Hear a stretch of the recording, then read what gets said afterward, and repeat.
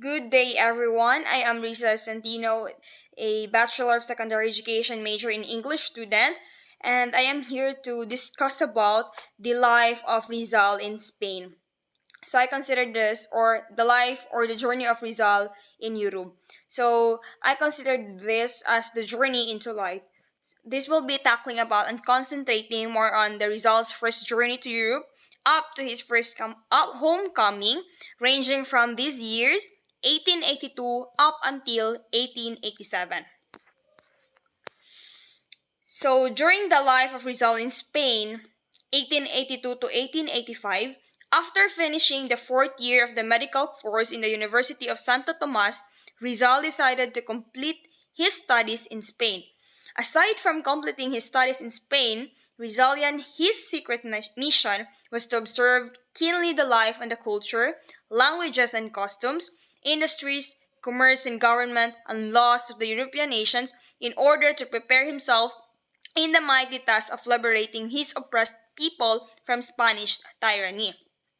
Since we all know that Rizal is indeed a pacifist, no, before he was chosen rather as the Philippine national hero, it is because he is considered to be the pacifist, wherein the pacifist is someone or some person that came to truly believe that injustice and wars are indeed strictly prohibited.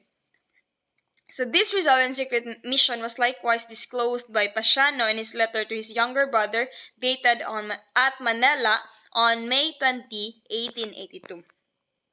Rizal's departure for Spain was kept secret to avoid detection by the Spain authorities and the friars, since we all came to believe that friars are the most respected and most feared aspect of people.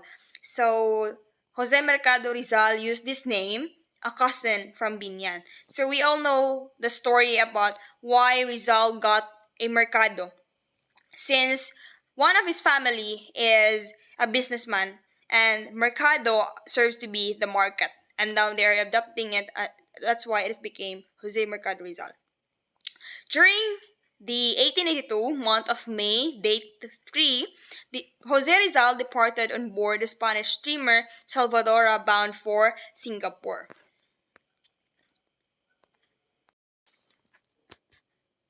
So the life of Rizal in Singapore, there he met Donato Lecha, which is the captain from Asturias, Spain, befriended Rizal.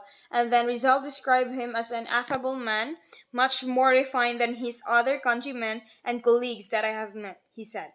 So during this time, Rizal also has this habit. Rizal played chess with his fellow passengers who were much older than him. On May 8, 1882, while the steamer was approaching Singapore, Rizal was a beautiful island, fascinated by its scenic beauty. He remembered Talim Island with the Susong Dalaga. So Rizal really is a person who knows how to contribute a better contributions towards the country, especially that he has this friendly attitude, optimistic one, wherein he is able to socialize with those people around him, building great connections and formulating or establishing great camaraderie. So from Singapore to Colombo, during May 9, 1882, the Salvadora docked at Singapore Hotel de la Paz. Rizal registered here and spent 2 days on a sightseeing soiree of the city, which was a colony of England. So in Singapore, Rizal transferred to another ship named Jamna, a French steamer, which left Singapore rather, for Europe on May 11, 1882. On May 17, 1882 as well, Jamna, the ship, reached Point Gal, a sea-coast town in southern Ceylon. Now it is Sri Lanka. So southern Ceylon is being changed to its terminology and now it is called Sri Lanka. So Rizal wrote in his travel diary, the general appearance of Point Gal is picturesque, but lonely and quiet and at the same time sad. So it is indeed, there is a deep analogy or there is a deep connotations that needs to be deciphered in just this short sentence or statement. So the Sid Colombo, he is the, or it is the capital of Ceylon. So Rizal was enamored by Colombo because of its scenic beauty and its elegant buildings. When we say scenic beauty, there is this no a transformation regarding infrastructure, just a normal or the nature beauty of its nature. So Colombo is more beautiful, smart, and elegant than Singapore, Point Gal, and Manila. So he considered Colombo as the most appealing, useful, and of course safe. So let us proceed. Aden. So this is the city hunter, then Manila. Rizal was amused to see the camels for the first time. So he might be seeing too many camels, but here in this Aden city, he is might be more amazed than the other time. So during the city of Swiss, the Red Sea terminal of the Suez Canal, Rizal was impressed in the beautiful moonlight, which reminded him of Calamba and his family. So the Suez Canal, it is a canal which built by Ferdinand de Lesseps. He is a French diplomat engineer, which was inaugurated on November 17, 1869. So the port said, the Mediterranean terminal of the Suez Canal. So let's proceed to the Naples and Marseilles. So Rizal was pleased on this Italian city because of its business activity, its lively people, and its panoramic beauty. So we can't deny the fact that Rizal really belonged to a wealthy, or should I say, may kayang pamilya, wherein his his family are such entrepreneurs wherein they gain money from right there, from right here.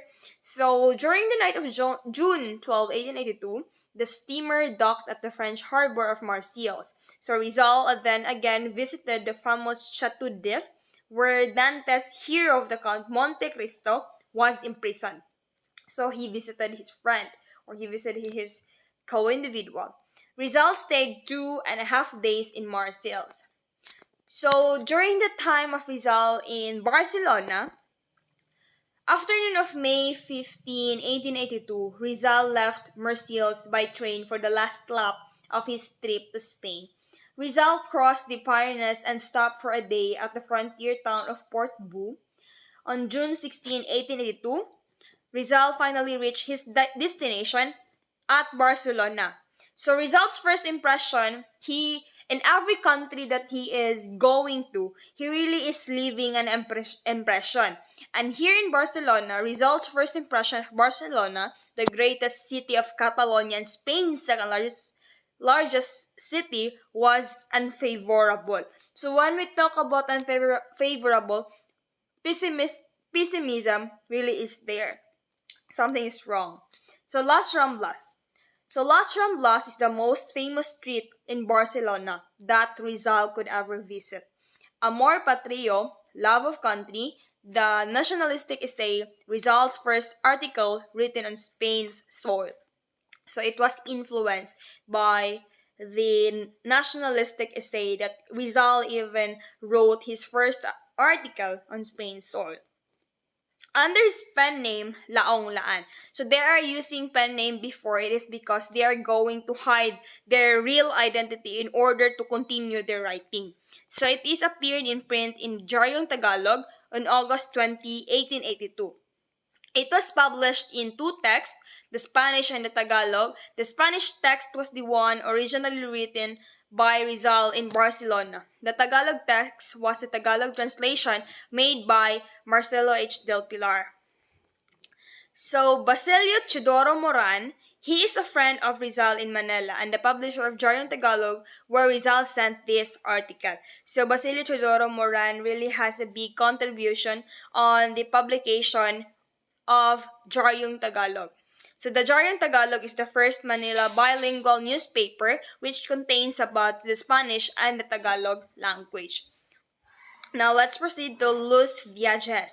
So it means travels. So Rizal's second article for Diaryong Tagalog. So he has this first article which talks about and tackles more on Amor Patrio, which is the love of country. And then for the second one, he has this travels or Los Viajes.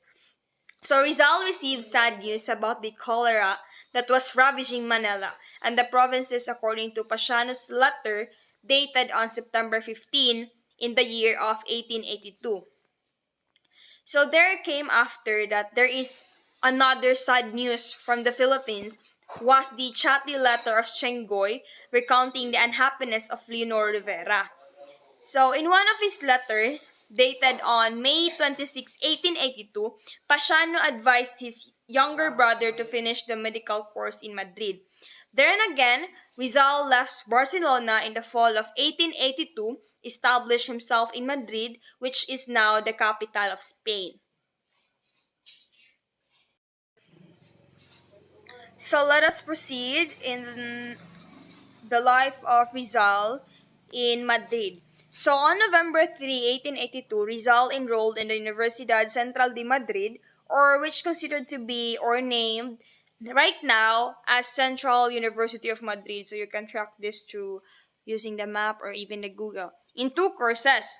So Rizal, we can really decipher the thought that Rizal is indeed a hardworking man and of course an intelligent man, very very intelligent since he is taking two courses which are medicine and philosophy. So Academy of Fine Arts of San Fernando, Rizal studied painting and sculpture. So he is not just a man pursuing two courses, but he is also pursuing or studying painting and even the sculpture. Rizal's only extravagance was investing a few pesetas for lottery ticket in every draw of the Madrid lottery, since we all know that Rizal is indeed engaging himself to too much lottery. So Rizal spent his leisure time reading and writing at his boarding house, attending the reunions of Filipino students at the house of the Paterno brothers, and those were Antonio, Maximo, and Pedro, and practicing fencing and shooting at the gymnasium. So we can now conclude that Rizal is indeed a talented man, which do not just focus his field on one field, but he is, basta, talented siya guys. And, sabo. So, Antigua Cafe de Levante. So, during the summer twilights, this is where Rizal sipped coffee and fraternized with students from Cuba, Mexico, Argentina, and etc. So, Rizal's life really is indeed navigating the whole world, enjoying many stuffs, enjoying the scenic views, including the picturesque view of such certain places. So, on Saturday evenings, Rizal would visit the home of Don Pablo Ortiga y Rey. So, Don Pablo Ortiga y Rey is the former city mayor of Manila, who now lived in Madrid with his son, Rafael, and his daughter, Consuelo. So, Círculo Hispano-Filipino, or the Hispano-Philippine Circle, it is a society of Spaniards that composed of Spanish individuals and Filipino individuals, which Rizal joined shortly after his arrival in Madrid in the year 1882. So, Mipid verses, when we talk about Mipid verses, they asked me for verses, it means. So, upon the request of the members of this society, Rizal wrote this poem, which he personally declaimed during the New Year's Eve reception of the Madrid Filipinos held in the evening of December 31, 1882. In this sad poem, Rizal poured out the cry of his agonizing heart. Since Rizal really is master in empathizing himself towards the situation that the others felt. In short, he is putting himself in someone's shoes. Rizal economized on his living expenses, and with the money he saved, he purchased books from a second-hand bookstore owned by a certain Senor Rosas. So Beecher Stowe's uncle, Tom's Cabin, and Eugene Sue's The Wandering Jew. So these two books aroused Rizal's sympathy for the oppressed and unfortunate people. So imagine, the books that he purchased during this era is just a second-hand book, wherein these two books aroused his empathy for the oppressed and for unfortunate people. So first visit to Paris during 1883. So during his first summer vacation in Madrid, Rizal went to Paris, the gay capital of France. So the prices of food, drinks, including the theater, The tickets, the laundry, hotel accommodations, and transportations were too high for Rizal's slender purse, so that he commanded in a letter to his family, Paris is the costliest capital in Europe, since all the expenses there is indeed very expensive. So on June 17 to August 20, 1883, Rizal sojourned in Paris. So Hotel de Paris, which is located on 37 Rue de Mongue, wherein Rizal billeted about, but later he moved to a cheaper hotel on 124 Rue de Rennes in the Latin Quarter. Since he can't afford, he need to transfer such place. So Rizal observed Dr. Nikes treating his parents. So this incident happened in a hospital which is named as the Lennox Hospital. So he is not contented in Lennox Hospital, since Rizal really loved to observe examination of different diseases of women. But right now, during the examination of different diseases of women, happened now in La Reboister Hospital. So treating his patients, he is at Lennox Hospital. And examining different diseases for women, he is at La Reboiser Hospital.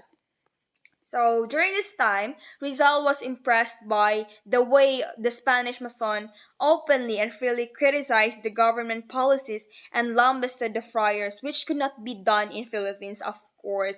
It is because whenever we get to think about friars, we think that they have all the authorities, the power to control the people. It is because friars are considered to be the fearing group, which considered us, whenever we get to think about it, we're really scared. But then again, in France, he's surprised. Rizal was impressed by the way video ko.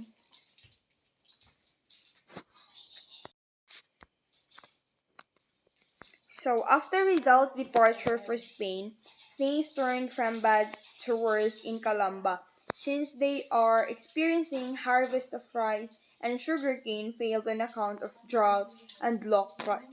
Then again, the second one is the manager of the Dominican owned hacienda increased the rentals of the lands. So when this happened, when this owner or the landlady or the landlord in a such place wherein they are increasing the rentals of the lands, of course it is costly and very pricey to pay. So a dreadful pest killed most of the turkeys. Due to the hard times in Calamba, the monthly allowance of Rizal in Madrid were late in arrival, and there were times when they never arrived. So on June 24, 1884, it is a touching incident in Rizal's life in Madrid, wherein he was broke and was unstable to take breakfast. But even like that, even Rizal experiences such starvation during his suffering era, since we can consider this as financial crisis, and indeed financial crisis would affect. We presume that it would affect our mental state. However, despite these unfavorable circumstances that Rizal ever get into his life, Rizal attended his class at the university still. He is participating in the contest of Greek language and he won the gold medal despite everything. So during the year of 1884, June 25, in the evening, a banquet was sponsored by the Filipino community to celebrate the double victory of the Filipino artists in the National Exposition of Fine Arts in Madrid, which is the Lonas Spoliarium. So winning the first prize and Hidalgo's Christian Virgins exposed to the populace second prize. So on November 20, 2021 and 22 in the year 1884, the serene city of Madrid exploded in bloody riots by the students of the Central University. So during this time, um it is expected that every place in this area are now causing such unfavorable events, which considered to be the bloody riots done by or accomplished by the students studying or enrolling themselves in a Central University. Now we're down to demonstrations that caused by the address of Dr. Miguel Moraita. So who is Dr. Miguel Moraita? So he is a professor of history at the opening ceremonies of the academic year on November 20, in which he proclaimed the freedom of science and the teacher. So the director, who also took the side of the students, was forced to resign and was replaced by Dr. Creyos, a very unpopular man disliked by everybody. So November 26, 1884, Rizal wrote the recounting tumultuous riots to his family, and then on June 21, 1884, Rizal completed his medical course in Spain, and he was conferred the degree of licentiate in medicine by the University Central de Madrid. So despite everything, despite the pessimistic and unfavorable circumstances that Rizal's life ever get into, he still have this licentiate degree of licentiate in medicine, which he gained from the Universidad Central de Madrid. So the next academic year, in the year 1884 to 1885, Rizal studied and passed all subjects leading to the degree of Doctor of Medicine. Since we are already aware that Rizal took two courses. So the degree of Doctor of Medicine, but he did not present the thesis required for graduation, nor paid the corresponding fees. He was not awarded his doctor's diploma just because of those. So on June 12, 1885, on his 24th birthday, Rizal was awarded the degree of licentiate in philosophy and letters by the Universidad Central de Madrid with the rating of excellent or sobresaliente. So we can conclude how amazing and intelligent Rizal is, knowing the fact that taking or pursuing two courses really is hard, especially if you're going to manage our time, manage our hectic schedules, and those two courses were indeed heavy. All subjects were indeed a burden. But Rizal is looking or bringing the beacon of hope that he could pursue everything. So on November 26, 1884, a letter to Rizal's family written in Madrid wherein he said, "My doctorate is not of very much value to me, because although it is useful to a university professor, yet I believe they, the Dominican friars, will never appoint me as such in the College of Santo Tomas. I say the same thing of philosophy and letters, which may serve also for a professorship, but I doubt if the Dominican fathers will grant it to me." So this statement coming from Rizal really has a heavy message wherein he wanted to be much appreciated, as he will never be appointed as such in the College of Santo Tomas because of the Dominican friars. There is doubts, there is a series of disappointments, loads of discouragements, and many more. Now we're down to talking about the life of Rizal to Paris to Berlin. So Rizal went to Paris and Germany in order to specialize in ophthalmology. So Rizal chose this branch of medicine because he wanted to cure his mother's eye ailments. Ophthalmology is the study of the eye. So in Gay Paris, Maximo Viola. So Maximo Viola is the medical student and a member of a rich family of San Miguel Bulacan. So Maximo Viola is considered to be Rizal's friend. So Senor Eusebio Corominas, he is the editor of the newspaper La Publicidad and made a crayon sketch of Don Miguel Moraita. So Don Miguel Moraita is the owner of La Publicidad and Stasman. So Rizal gave editor Corominas an article on the Carolines question, then a controversial issue for publication. On November 1885, Rizal was living in Paris, where he sojourned for 4 months. And then Dr. Louis de Rickert, he is the leading French ophthalmologist, wherein Rizal worked as an assistant from November 1885 to February 1886. So Dr. Louis de Rickert serves to be the apparatus or the stepping stone for Rizal to learn what are the necessary things that an ophthalmologist should do. And Paz Pardo de Tevara was a pretty girl who was engaged to Juan Luna. So at the studio of Luna, Rizal spent many happy hours. Rizal helped Luna by posing as model in several paintings. In Luna's canvas, The Death of Cleopatra, so Rizal posed as an Egyptian priest. In another of Luna's great paintings, The Blood Compact, he posed as Sicatuna with Trinidad Pardo de Tavera taking the role of Legazpi. So on November 27, 1878, Rizal told Enrique Letin that he learned the solfeggio, the piano, the voice culture in 1 month and a half. So now we're now down to Berlin. So the life that Rizal has in Berlin, he met for the first time Dr. Fyodor Jagor. So who is this Dr. Fyodor Jagor? He is a German scientist, traveler, and an author of Travels in the Philippines, a book which Rizal read and admired during his student days in Manila. So in Berlin, he had met Dr. Fyodor Jagor and Dr. Rudolf Virchow, Dr. Hans Virchow, Dr. W. Jost, Dr. Ernest Schweitzer, who is the famous German ophthalmologist where Rizal worked.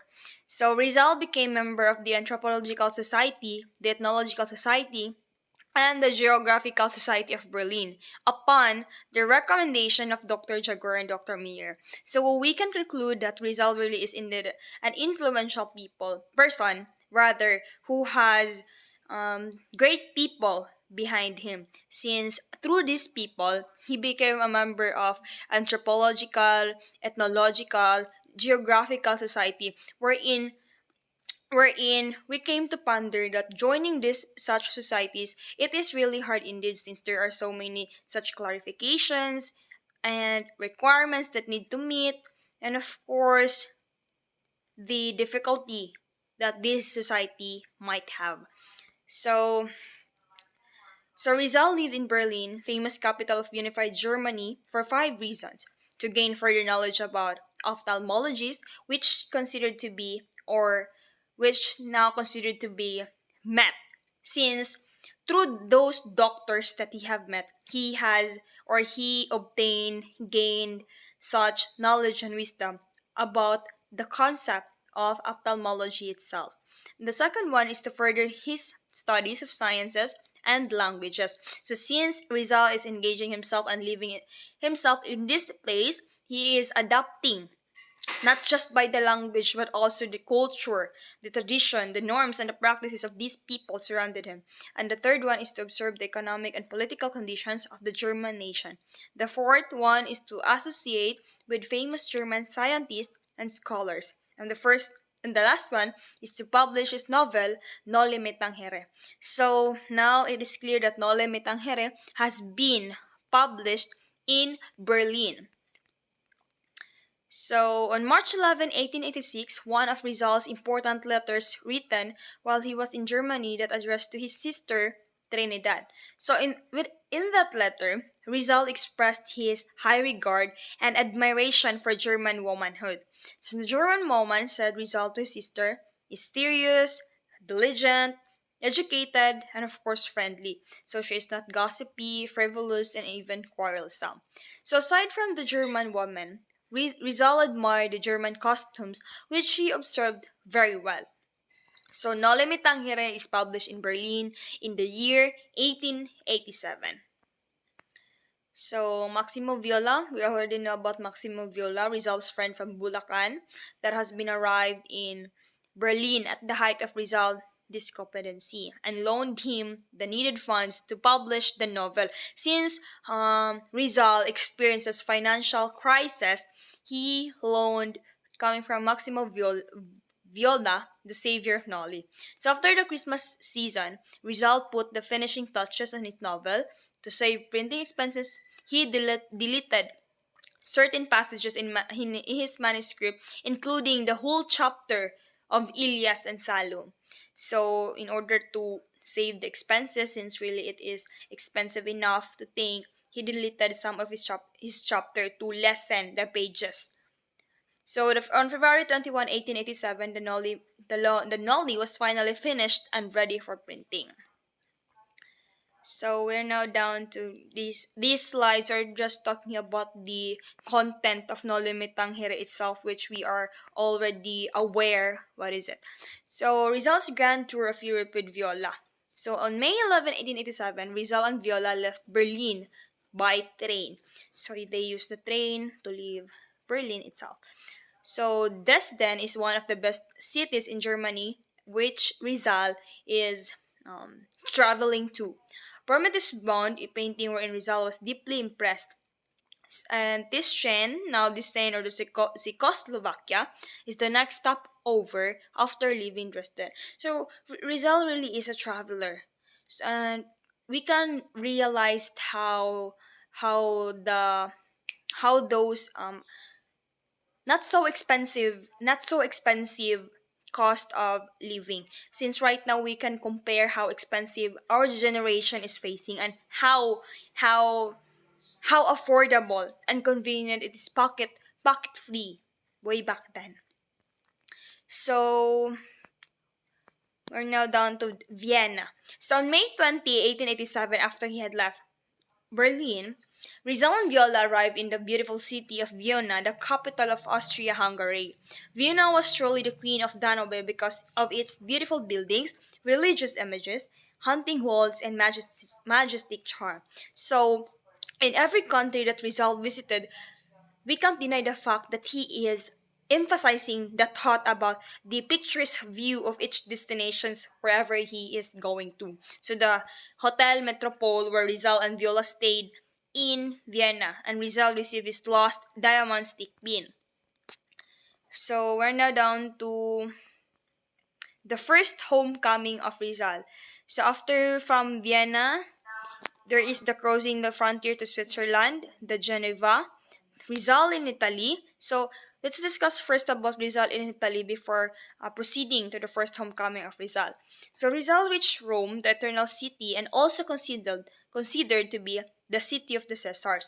So Rizal was indeed thrilled by the sights and memories of the eternal city, describing to Blumentritt the grandeur that was Rome, and he wrote it during 1887. So first homecoming, because of the publication of the Noli Me Tangere and the uproar it caused among the Frayers, Rizal was warned by Pasiano, his brother, and other friends not to return home. So Rizal was determined to return to the Philippines for the following reasons, even when his brothers decided or persuade him not to. But he has these justifications. The first one is to operate on his mother's eyes. Since he traveled abroad in order to study ophthalmology, the concept of ophthalmology in order to cure or operate his mother's eyes.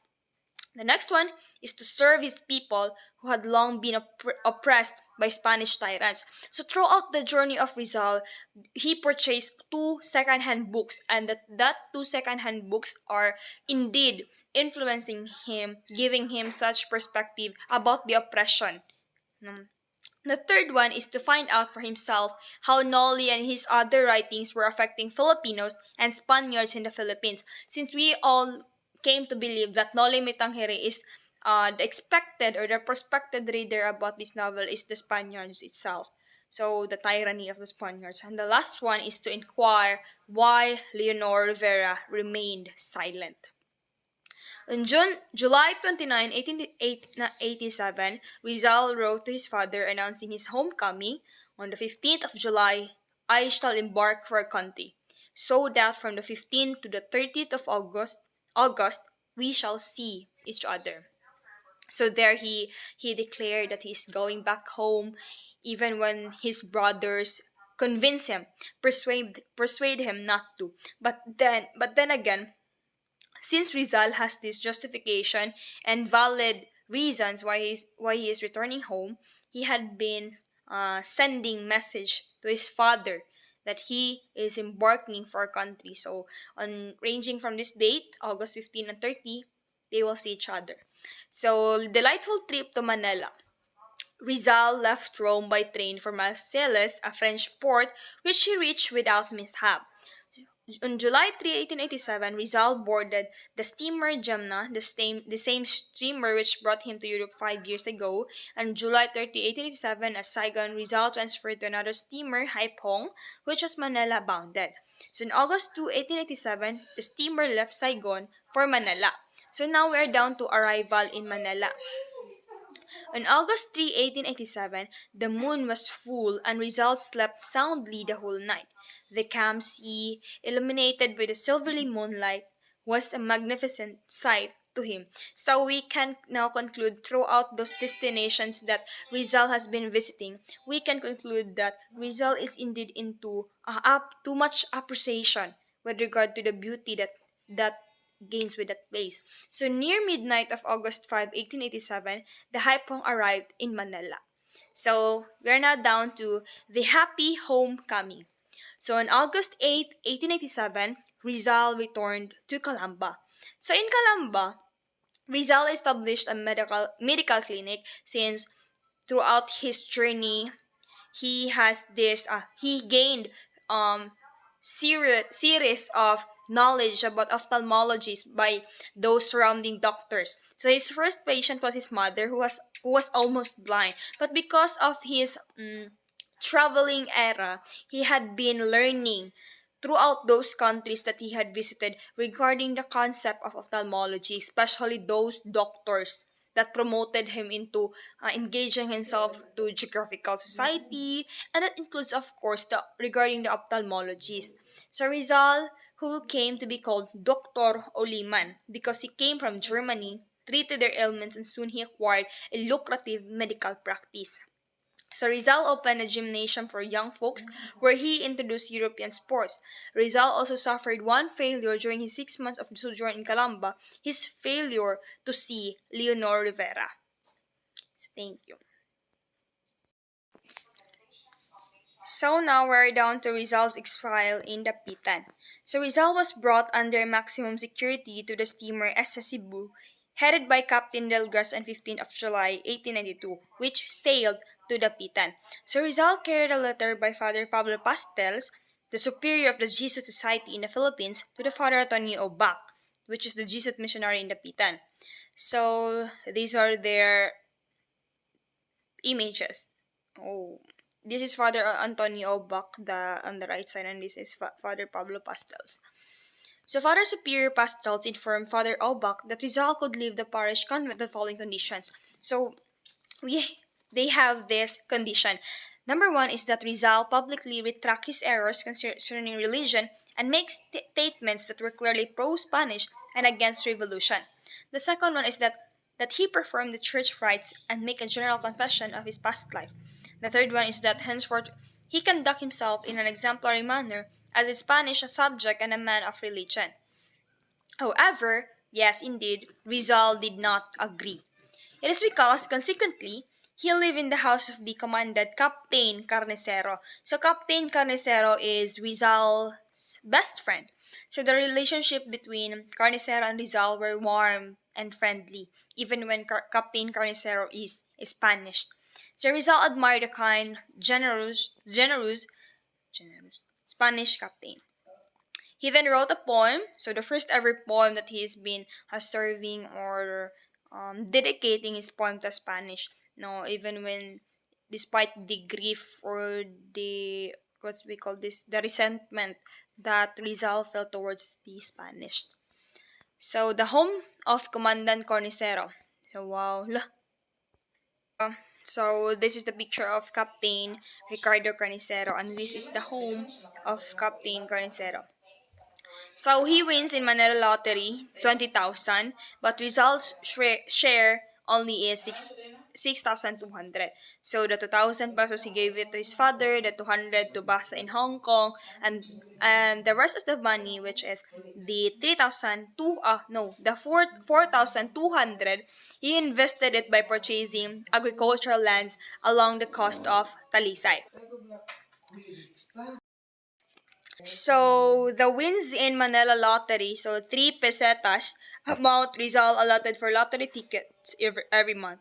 So this was his only vice, commented Wenceslao Eritena, his first Spanish biographer and former enemy.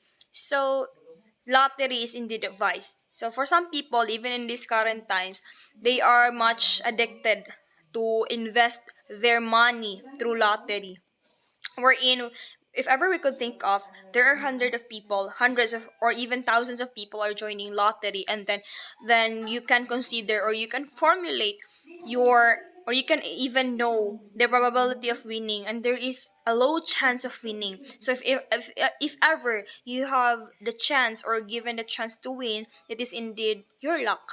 So we are now down to Rizal Pastel's debate on religion. So the debate started when Pastel sent Rizal a book by Sarda along with an advice that Rizal should desist from his Majdares. So when we talk about Majdaras, it is a foolishness in viewing religion from the perspective of individual judgment and self-esteem. The debate can be read in four letters.